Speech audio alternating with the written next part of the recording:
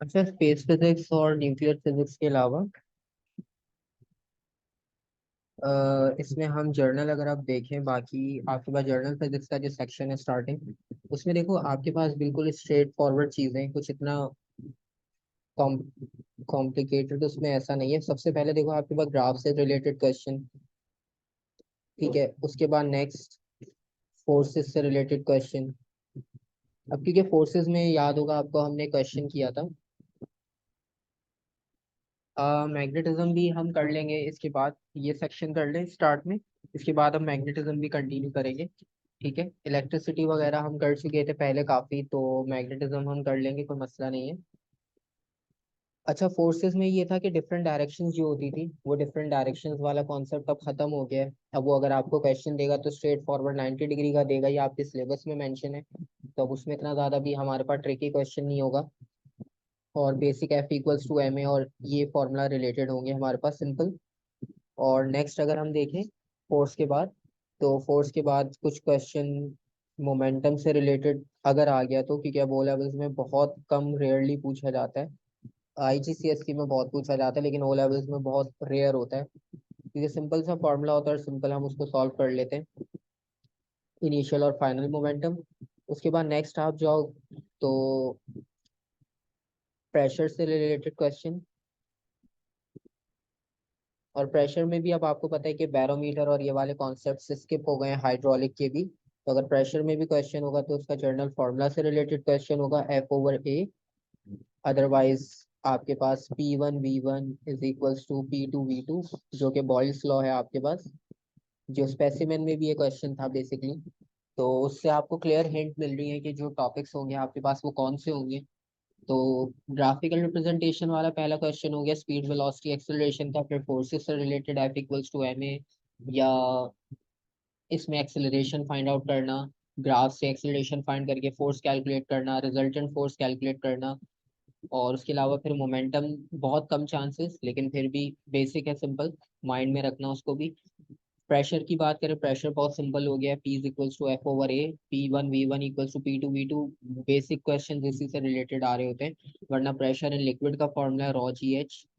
तो बहुत simple straight forward question हो गए प्रेशर के भी।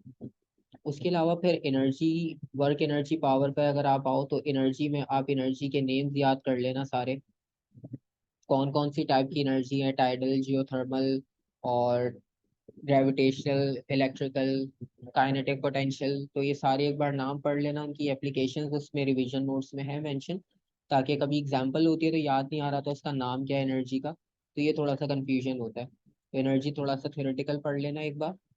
और ये आपके पास जर्नल फिजिक्स का सेक्शन है, जिसमें से इंपॉर्टेंट क्वेश्चंस बनते हैं आपके पास। और इसी में फिर वो थोड़ा बहुत थर्मल को लिंक कर लेते हैं इसके फौरन बाद। थर्मल में आपको पता है कि मोस्टली आपने क्वेश्चंस देखे होंगे, वो मॉलिक्यूल का रेफरेंस दे रहा होता है कि मॉलिक्यूल से रेफरेंस के बताओ प्रेशर कैसे बढ़ेगा, प्रेशर कैसे डिक्रीज होगा, और मॉलिक्यूल्स एक्ट किस तरह से करेंगे। फिर थर्मल के बाद हम आगे जाएं तो वेव्स का सेक्शन शुरू हो जाता है। वेव्स में आपके पास मिक्स, तीन जो चैप्टर्स है हमारे पास, चार चैप्टर्स बेसिकली। तो उसमें से क्योंकि साउंड और वो बहुत शॉर्ट है तो उसका क्वेश्चन अलग से नहीं बनता। उसमें मेन आपके पास जो वो पहला पार्ट होगा, जर्नल प्रॉपर्टीज से रिलेटेड रैंडम कुछ भी पूछ लिया। और सेकंड फिर वो आपसे लाइट का मेन क्वेश्चन पूछते हैं, क्योंकि लाइट थोड़ा सा लेंथी है, उसमें काफ़ी चीज़ें, तो लाइट को वो मेन रेफरेंस बनाते हैं। फिर उसी के साथ आपके पास जो इलेक्ट्रोमैग्नेटिक वेव्स थी उससे रिलेटेड कोई क्वेश्चन आ जाता है, या साउंड से रिलेटेड, तो इस तरह से कंबाइन करके वो एक क्वेश्चन बना देते हैं इसका, लाइट से रिलेटेड, वेव सेक्शन से। उसके बाद फिर इलेक्ट्रिसिटी है। इलेक्ट्रिसिटी में आपके पास उस दिन भी हमने किया था कि इलेक्ट्रिसिटी में एक तो आपके पास प्रैक्टिकल इलेक्ट्रिसिटी होती है। प्रैक्टिकल इलेक्ट्रिसिटी का मतलब है करंट, रेजिस्टेंस, पावर और पोटेंशियल डिफरेंस, कंबाइंड रेजिस्टेंस। जो कैलकुलेशन वाले फॉर्मूला वाले क्वेश्चंस थे वो, कि वो कैसे कैलकुलेट करते हैं ये आपको आना चाहिए। तो एक क्वेश्चन प्रैक्टिकल इलेक्ट्रिसिटी यानी कैलकुलेशन बेस होगा कम्प्लीटली। और उसके बाद फिर मैग्नेटिज्म और इलेक्ट्रिक मैग्नेटिज्म से कंबाइन एक क्वेश्चन बनता है। और उसमें भी आपने पैटर्न फॉलो किया होगा जो हमने पास पेपर सॉल्व किए लेटेस्ट सारे। उसमें आपने देखा ही होगा कि उसमें या तो वो आपसे लेफ्ट हैंड रूल पूछ रहा होता है, या आपके पास वो इंड्यूस्ड ईएमएफ यानी राइट हैंड रूल का पूछ रहा होगा। और अगर इसमें से नहीं भी पूछेगा तो फिर सबसे इजी ट्रांसफार्मर पूछ लेगा। ट्रांसफार्मर में आपको पता है एक ही फॉर्मूला है, उसमें नंबर ऑफ टर्न्स आपको पता है, अगर एक साइड पे कम हो इनपुट पे, आउटपुट पे ज्यादा हो तो स्टेप अप, आउटपुट पे कम हो तो स्टेप डाउन। सिंपल सा फिनोमिना वहां पर भी। तो इसमें भी आपके पास कुछ इतना ज्यादा नहीं है। और बाकी इसमें लेंस लॉ का कॉन्सेप्ट आ जाता है। तो ये कुछ आपके पास जर्नल एक ओवरव्यू है। बाकी न्यूक्लियर का क्वेश्चन बिल्कुल अलग है, न्यूक्लियर हमने डिस्कस किया था परसों। तो न्यूक्लियर में तो आप, हाँ न्यूक्लियर में आपके पास जो है वो बेसिक, न्यूक्लियर में आप ये करना। अच्छा, न्यूक्लियर में एक तो प्रॉपर्टीज आपको याद हो, अल्फा बीटा गैमा की सारी प्रॉपर्टीज आप एक बार पढ़ लेना। वो वैसे याद भी होंगी आपको, पेनिट्रेशन किसकी ज्यादा है ये सब चीजें। दूसरा, हाफ लाइफ। अच्छा, हाफ लाइफ का आपको सिंपल मेथड बताया था कि हम सिंपल हाफ करके उसको फाइंड आउट कर लेते हैं। तो उसमें हमारे पास जो है वो कोई ऐसा कॉन्सेप्ट नहीं होता मुश्किल कि जिसमें कोई प्रॉब्लम हो हमारे पास। तो हाफ लाइफ में हमारे पास सिंपल हम उसको हाफ करते रहते हैं, और अगर ग्राफिकल रिप्रेजेंटेशन है तो ग्राफ भी इजी होता है, उसमें नंबर्स होते हैं, बस हाफ करके आपने फाइंड आउट करना होता है कॉन्सेप्ट। तो वो भी कोई इतना मुश्किल नहीं है। फिर तीसरी चीज इसमें आपके पास जो है वो एक न्यूक्लियर रिएक्टर का प्रोसेस था कि न्यूक्लियर रिएक्टर काम कैसे करता है। तो न्यूक्लियर रिएक्टर की एक बार पूरी थ्योरी पढ़ लेना। उसमें मॉडरेटर क्या होता है, अभी इसमें क्वेश्चन आएगा तो उसको भी दोबारा देख लेंगे, वैसे हमने किया था लास्ट टाइम। तो इसको थियोरेटिकल थोड़ा सा प्रोसेस याद कर लेना। ठीक है। और बाकी इसमें क्या बचा, बाकी फिजन फ्यूजन रिएक्शन है। वो तो आपने अभी स्टार्स वगैरह में भी वो चीज़ आपको दोबारा से रिकॉल हो गई होगी, फिजन फ्यूजन। बाकी स्पेस हमने देख लिया है। स्पेस में आपके पास जो टॉपिक्स थे, तो ये सिंपल जर्नल सा ओवरव्यू होगा आपके पास पेपर के टॉपिक्स का। अब इस पेपर को हम देख लेते हैं, 18 का पेपर है। क्योंकि कुछ क्वेश्चंस की जो बेसिक्स, अब क्योंकि अब इसमें क्वेश्चंस निकालने जाए हम तो सब में ऑलमोस्ट एक जैसा कॉन्सेप्ट मिल रहा होता है, तो क्वेश्चन आप कोई भी करो। तो थोड़ा सा ओल्ड पेपर में से इसलिए सेलेक्ट किया क्योंकि लेटेस्ट तो हम देख चुके हैं। और देखो सबसे पहले इसमें भी क्वेश्चन आपके पास अगर ग्राफ नहीं होगा तो वो जर्नल दे देगा, जर्नल दे दे तो और अच्छा है, ग्राफ दे दे तो भी अच्छा है, क्योंकि वो बेसिक है, ग्राफ तो सॉल्व कर ही लोगे मैथ्स के बाद अब। इसमें कि cyclist travelling on a horizontal road, और सबसे पहले आपने बताना है कि how the average speed of the cyclist can be measured, और in account suggest what equipment is use, measurement, measurement कैसे होगी, इक्विपमेंट्स बताने, और 3 मार्क का क्वेश्चन है, और एवरेज स्पीड बतानी है। अच्छा, अब देखो ये वाला क्वेश्चन बेसिकली ना आपके पास एटीपी में भी यूज हो सकता है। तो बेसिकली इसमें आपके पास एक जर्नल आपने कॉन्सेप्ट यूज करना है, क्योंकि ये एक ऐसा क्वेश्चन है कि जो आप डेली लाइफ में भी अपने सोच से भी इसको बता सकते हो, इसमें कुछ इतना साइंटिफिक भी नहीं जाओ तो तब भी इसका आंसर आप इजीली कर लोगे। तो आपने एवरेज स्पीड कैलकुलेट करनी है ना, तो एवरेज स्पीड के लिए सबसे पहले आपने सोचा इसका formula, total distance over total time. अब इसमें टोटल डिस्टेंस और टोटल टाइम की अगर हम बात करें, ठीक है, तो टोटल डिस्टेंस और टोटल टाइम का मतलब ये है कि आपके पास डिस्टेंस मेजर करना है, टाइम मेजर करना है। तो इन सब के लिए इक्विपमेंट्स क्या क्या चाहिए होंगे।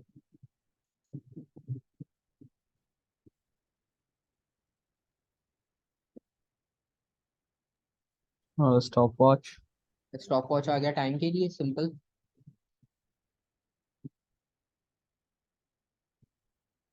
और डिस्टेंस अब थोड़ा सा लेंदी है, ठीक है, डिस्टेंस थोड़ा सा लेंदी है। और अब क्योंकि एवरेज स्पीड निकालनी है तो हम एक शॉर्ट अपना इंटरवल ले लेंगे, जैसे यहाँ तक हमने इंटरवल ले लिया।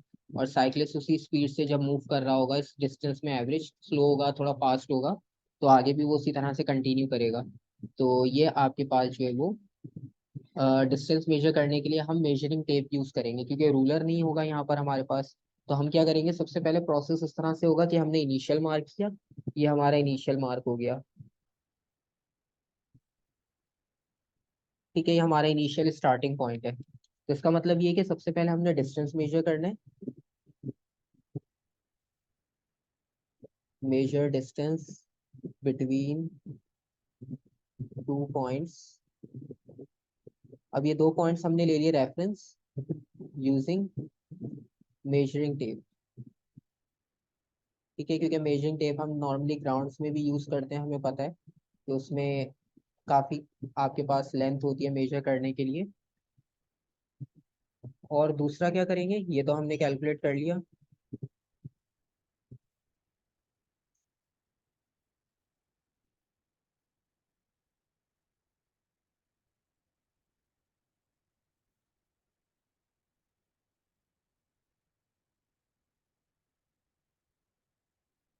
और दूसरा इसमें ये होगा कि अब हमने टाइम नोट करना है। अब टाइम नोट करना भी हमने इन दो पॉइंट्स के बीच में, ठीक है। और इसमें आपके पास ये होगा, अब क्योंकि टोटल डिस्टेंस टोटल टाइम की बात हो रही है ना, कुछ स्पेसिफिक तो कुछ है नहीं, तो measure time between two points using stop watch.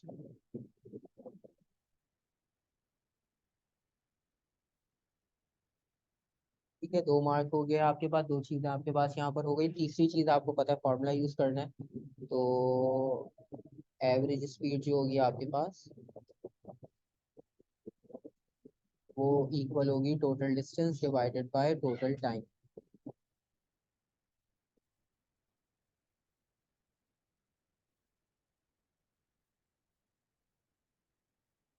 ये हो गया, ठीक है।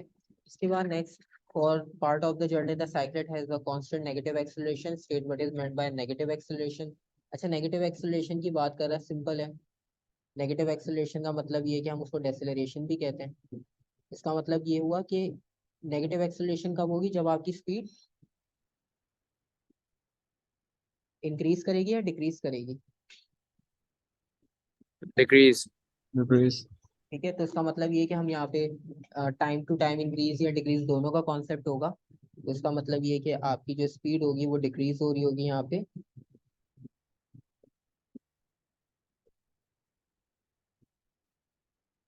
और आप इसको डेसेलरेशन भी बता सकते हो। और इसके बाद ये, अच्छा ये वाले पेपर्स इसलिए भी हैं क्योंकि इसमें से आपके पास बेसिक छोटी छोटी चीज़ें भी रिवाइज हो जाएंगी, क्योंकि ग्राफ्स वगैरह आपने बहुत सॉल्व किए, उनका आपको आइडिया है। तो उसमें फिर ये होता है हम छोटी छोटी चीज़ें स्किप कर जाते हैं, वो फिर पेपर में अगर कोई चीज़ ऐसी होती है तो हमें याद नहीं आ रहा होता कि ये क्या चीज़ थी। और एक्सेलरेशन का साइज आपको दिया हुआ है, और आपने क्या बताना है, calculate the change in speed of the cyclist in a time of 2.5 second. Simple है ये भी। एक्सेलरेशन आ गई और टाइम आ गया, चेंज इन स्पीड बतानी है। फॉर्मूला क्या यूज करोगे,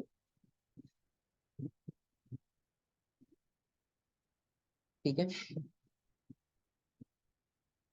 velocity equals to acceleration times time period, तो इन दोनों को आप मल्टीप्लाई कर लो तो आपके पास जो है वो वेलोसिटी की वैल्यू आ जाएगी, सिंपल।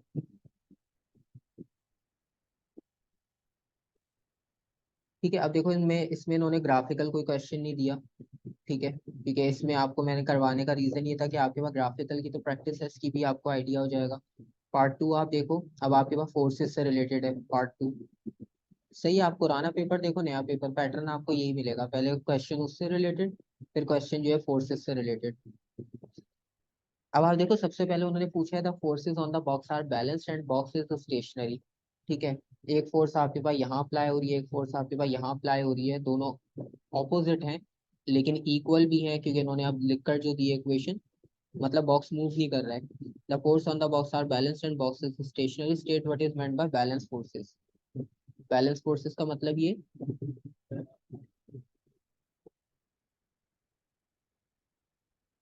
मैग्नीट्यूड इनका यानी नंबर सेम होगा लेकिन डायरेक्शन में ऑपोजिट होगा।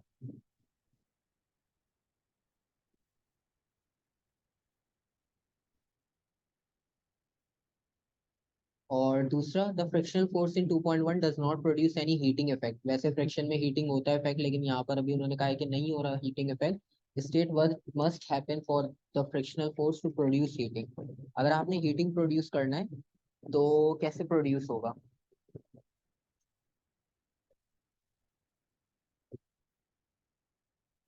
एक रीजन बताना है। सबसे पहले मूव करना होगा ना।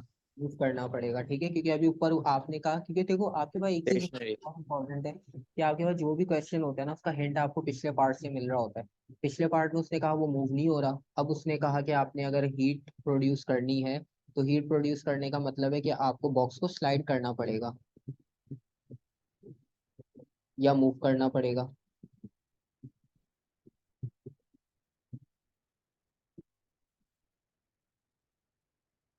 उसके बाद, apart from being stationary describe one other possible state of motion of the box when the forces are balanced।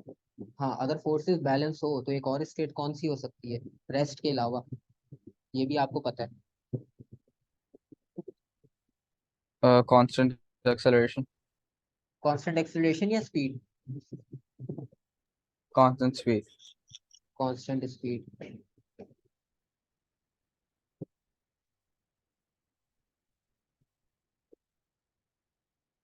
ठीक है। अच्छा देखो, कांस्टेंट एक्सेलरेशन का मतलब ये कि स्पीड चेंज हो रही है, ठीक है, तो उसमें का मतलब ये है कि फोर्सेस बैलेंस नहीं होगी, क्योंकि स्पीड चेंज करने के लिए एक्सेलरेटर को पुश करोगे आप, फोर्स बढ़ाओगे तो इंक्रीज होगी, वरना रिलीज करोगे तो डिक्रीज होगी।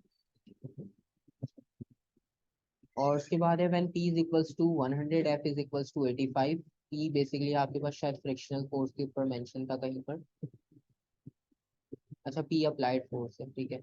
P 100 है, F 85 है, the box accelerates, the mass of the box is 25। Acceleration निकालिए। देखो ये वाला पार्ट भी अभी पेपर के जर्नल ओवरव्यू में डिस्कस किया था कि ये तो आपसे लाजमी पूछता ही है, फोर्स और एक्सेलरेशन का। 3 मार्क 2 मार्क तो इसके कंपलसरी होते हैं, बाकी जर्नल इससे लिंक चीजें पूछेगा।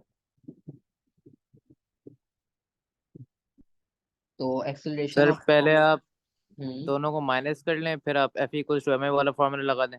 बिल्कुल। तो फोर्स हमें रिजल्टेंट चाहिए, तो जी। रिजल्टेंट फोर्स आपने 100 माइनस 85 कर ली। 15 हमारी रिजल्टेंट, और उसके बाद फिर हम एम ए यूज कर लेंगे।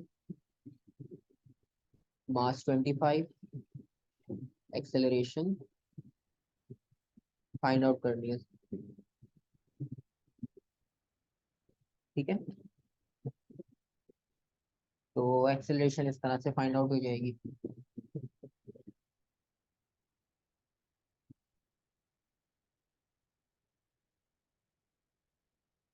तो ये फ्रैक्शन में अगर लिखें कोई मसला है क्या? फ्रैक्शन में नहीं लिखना, डेसिमल में लिखना। अच्छा नॉर्मली देखो पता है क्या होता है, आपने आंसर्स देखा होगा, आपके पास अगर एक आंसर आता है, इसका मैं राउंड ऑफ का भी आपको बता देता हूँ, ये नॉर्मली करते कैसे। आपके पास एक आंसर आया, लेट सपोज 412300000, ठीक है, ये एक आंसर आया। अब ये मार्किंग सही। स्कीम में आप देखोगे ना, तो इसकी दो पॉसिबिलिटी है। या तो उन्होंने इसको ऐसे लिख कर दिया होगा, 41,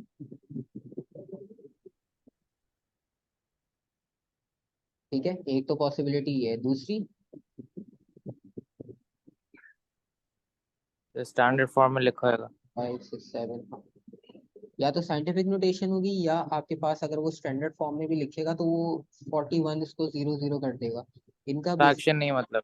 हाँ फ्रैक्शन तो अलाउ करता ही नहीं हो बिल्कुल भी। और ये जो राउंड ऑफ का रूल होता है, बेसिकली राउंड ऑफ में आपके पास होता कॉन्सेप्ट ये कि आप दो सिग्निफिकेंट फिगर्स तक लिख सकते हो। अब जीरो जो होते हैं वो आपके पास नॉन सिग्निफिकेंट है, लेकिन अगर डेसिमल की राइट पर लिखा हो जीरो तो वो सिग्निफिकेंट होता है। तो नॉर्मली इसमें आपने देखा होगा कि कभी कभार आंसर में वो 4.0 को मेंशन कर रहा होता है, क्योंकि वो दो सिग्निफिकेंट फिगर पूरे कर रहा है अपने, ठीक है। तो या तो आप इसको राउंड ऑफ कर दो 2 तक और बाकी जीरो कर दो, वरना सिंपल, मोस्टली आपने देखा होगा कि साइंटिफिक नोटेशन में इजी हो जाता है ये जीरो और इसका कंफ्यूजन। तो आप दो सिग्निफिकेंट फिगर्स यहाँ लिखो, ये आपके दो सिग्निफिकेंट हो गए, क्योंकि आप जीरो लिखोगे वो भी काउंट होगा, डेसिमल के राइट पर है। और अगर नहीं है तो फिर तो सिग्निफिकेंट फिगर होगा ही 1 से 9 तक। तो सबसे बेस्ट आपके पास ऑप्शन इसलिए होता है कि आप साइंटिफिक में ले जाओ उसको, ठीक है। अब जैसे यहाँ पे 0.6 लिखा है ना, अब इसमें एक सिग्निफिकेंट फिगर है, क्योंकि डेसिमल की राइट पे तो 6 है, लेफ्ट पर जीरो है, तो उसके आगे एक और जीरो लगाना पड़ेगा, क्योंकि डेसिमल के राइट पर जीरो जो होगा वो सिग्निफिकेंट। तो ये रूल असल में ये फॉलो करते हैं राउंड ऑफ में।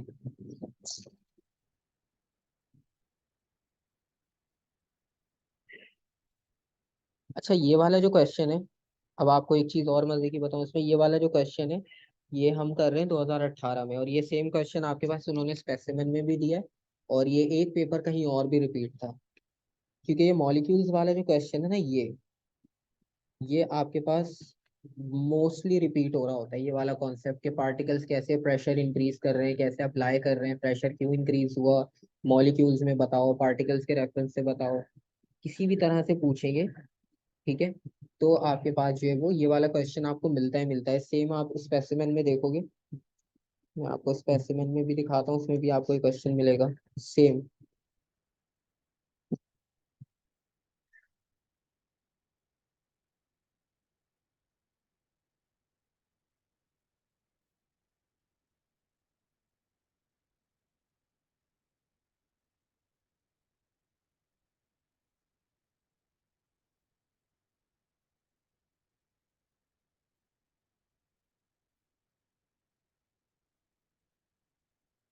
अच्छा, न्यूक्लियर रिएक्टर ना वैसे स्पेसिमेन में भी दिया था इन्होंने, तो उसकी भी वीडियो और सॉल्व पेपर है आपके पास पहले से, तो वहां से भी आपको मिल जाएगा रिवीजन। ये देखो, ये वाला क्वेश्चन इन्होंने सेम दिया हुआ है बिल्कुल। ठीक है, तो ये आपके पास कॉन्सेप्ट रिपीट होता ही है। ठीक है, सेम वही क्वेश्चन है बिल्कुल। ठीक है, तो ये P1 V1 भी आ गया, अभी हमने ऊपर डिस्कस किया था। मॉलिक्यूल्स का रेफरेंस भी आ गया। ठीक है, और P1 V1 का मतलब ये कि प्रेशर वॉल्यूम की अगर हम बात करते हैं तो टेम्परेचर कांस्टेंट होता है उस टाइम पे। तो नीचे जो उन्होंने पूछा ना वन अजम्पशन, तो वन अजम्पशन यही है कि जब दो क्वांटिटीज को हम इक्वेट कर रहे हैं, उसमें तीसरी क्वांटिटी कांस्टेंट होनी चाहिए, वरना उसकी वजह से भी इफेक्ट आएगा, फिर उसको भी इंक्लूड करना पड़ेगा। तो इसलिए तीसरी क्वांटिटी आपके पास कांस्टेंट जानी चाहिए।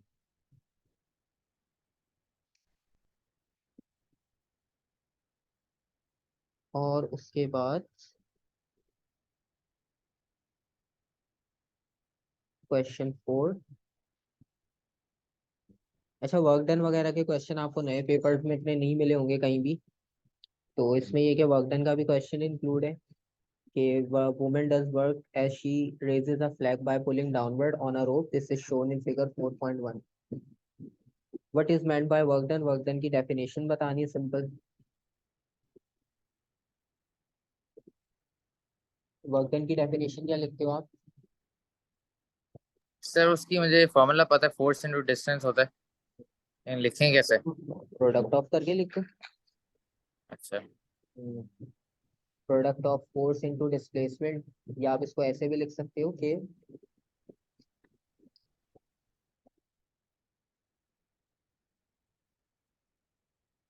Object displaced in the direction of applied force.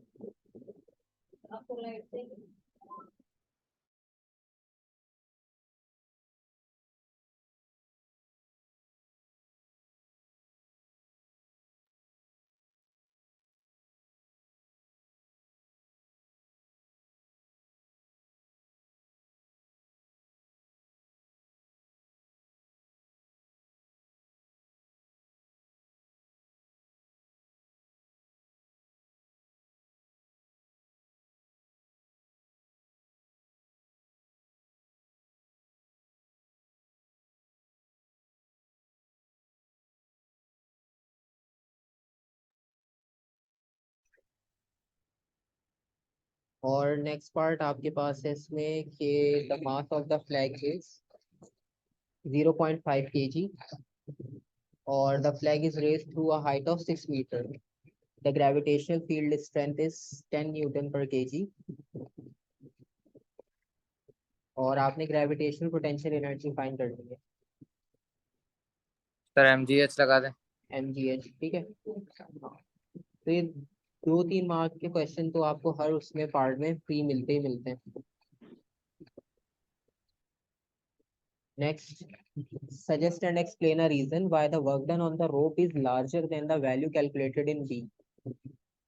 अच्छा देखो, एक चीज बी में उसने आपसे वर्क पोटेंशियल एनर्जी कैलकुलेट करवाई।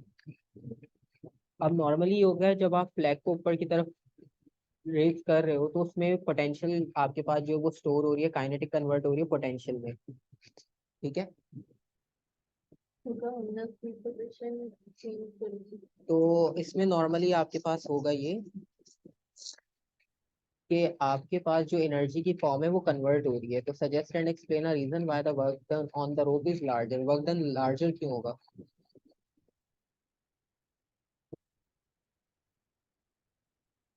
सर आपको शायद ज्यादा फोर्स लगानी पड़ी है। अब फोर्स क्यों लगानी पड़ रही है उसका रीजन बताना है। बिल्कुल सही है, आपने सही उसको कंसिडर सर किया। बिकॉज हम एनर्जी को वो कर रहे हैं ना, पोटेंशियल से किनेटिक में कन्वर्ट कर रहे हैं। कन्वर्ट कर रहे हैं, ठीक है, लेकिन रीजन बताओ क्यों एक्स्ट्रा काम करना पड़ रहा है। कोई रीजन होगी उसकी वजह से करना पड़ रहा होगा, वो रीजन आपने बताना है। वो आपकी बात सही है कि वजन हमारा ज्यादा है, वो तो वो बता रहे हैं और आपको भी दिख रहा है कि होगा। सर आप वो दिखा सकते हैं डायग्राम? हाँ, डायग्राम देख लो। डेली लाइफ की एग्जांपल कंसिडर कर लो कि अगर खुद से ये करना पड़े तो किस वजह से आपको फोर्स ज्यादा लगानी पड़ेगी। तो सिंपल शायद सी, आप लेवल से दूर हैं। किससे दूर है? लेवल से दूर है तो आपको कम फोर्स लगानी पड़ती है, शायद लेवल से करीब है शायद इसलिए। ठीक है, कर सकते कंसिडर, लेकिन सिर्फ एनर्जी के रेफरेंस और वर्क डन के रेफरेंस से देखो, एंगल उन्होंने कुछ भी नहीं दिया आपको, ना मोमेंट की बात कर रहे हो। हाँ,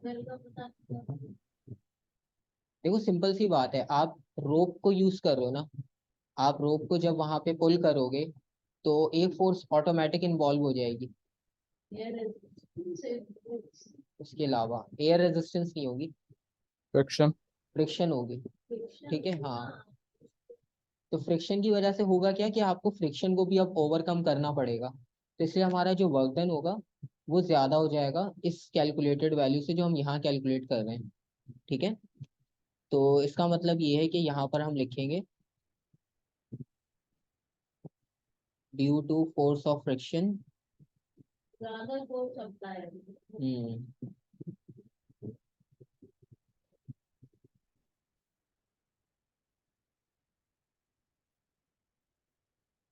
we need to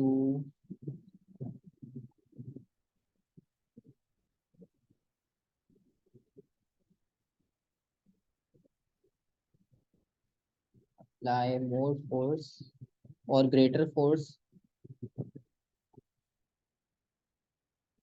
to overcome this frictional force।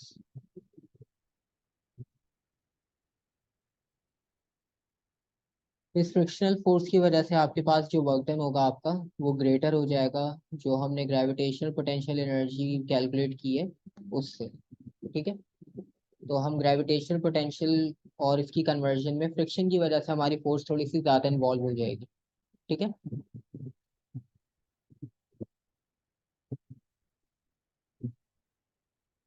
Electricity,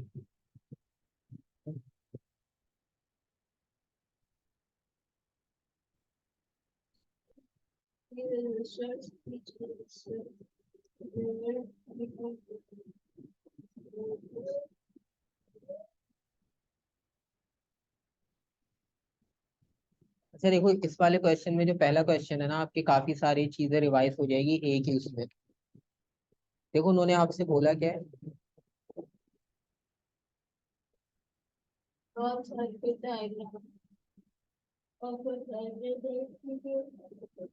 आपने एक सर्किट बनाना है, of a circuit that she can use to find this resistance include a battery, variable resistor, a voltmeter and ammeter in the circuit.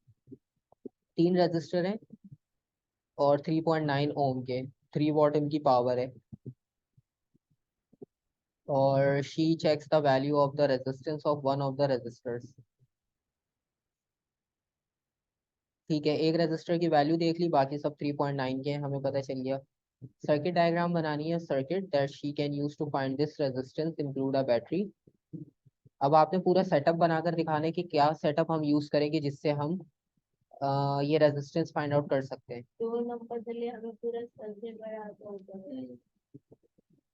अब इसमें देखो important components क्या क्या है, उन कंपोनेंट्स को आप देखो और उनका कॉम्बिनेशन आपने देखना है कि कहाँ कहाँ कैसे लगेगा। वोल्ट मीटर है, वेरिएबल है, बैटरी है, एमीटर है,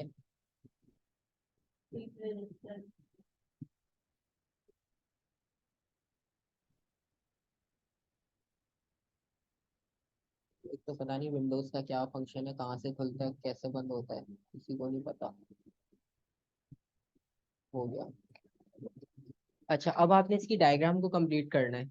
ठीक है, अब सबसे पहले आपने बैटरी को कनेक्ट किया,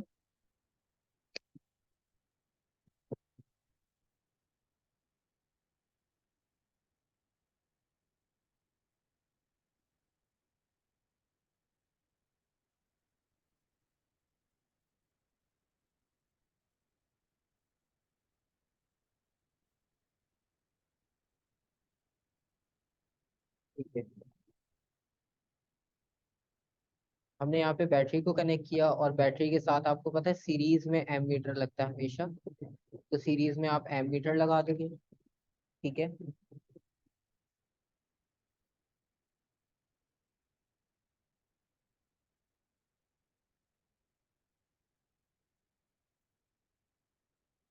और उसके साथ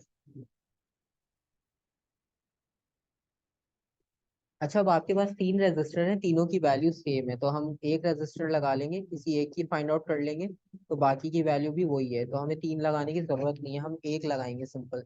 ठीक है। अब ये देखो सीरीज में कॉम्बिनेशन हो गया एम मीटर का, और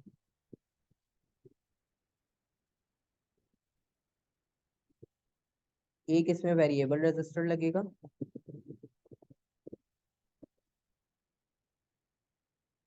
और यहाँ पर आपके पास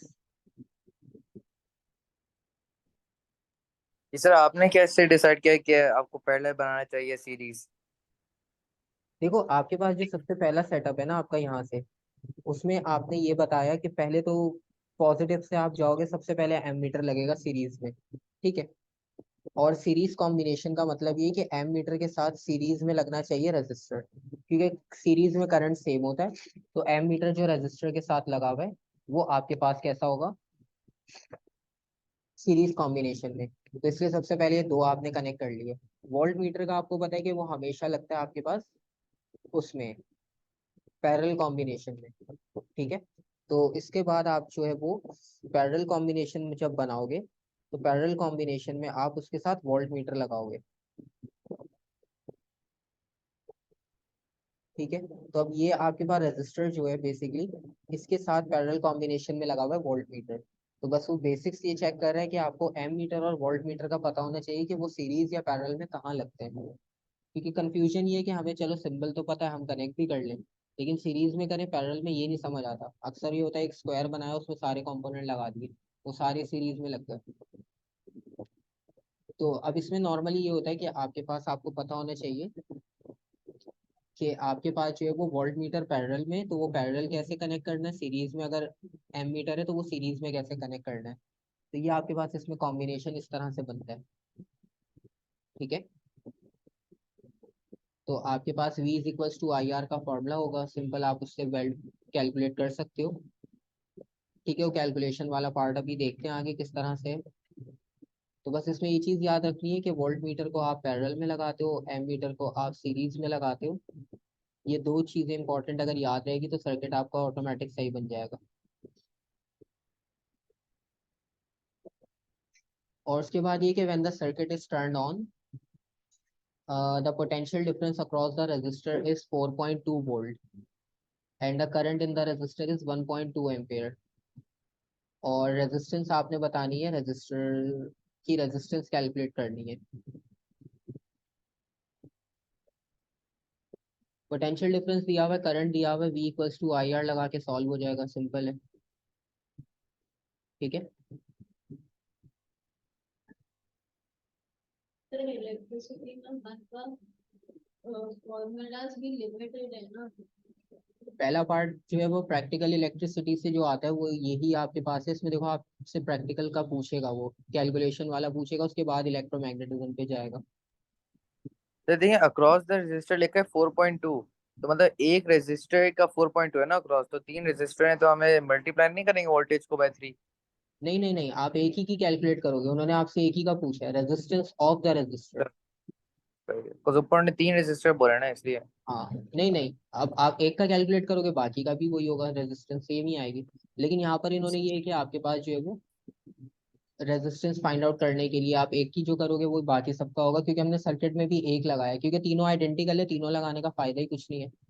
एक लगाओ सही। सिंपल, बाकी सबकी भी वैल्यू सेम जाएगी। उसके बाद ये कि शॉर्ट टाइम तक उसको ऑन करने के बाद resistor overheat and gives off smoke, explain why it overheats, include a calculation in your answer. अच्छा, इसकी रेजिस्टेंस का जो आंसर होगा 3.5 ओम्स, और उन्होंने क्या बताया था ऊपर, 3.9। सही। हमारे पास रेजिस्टेंस जो है वो अभी कम आई है।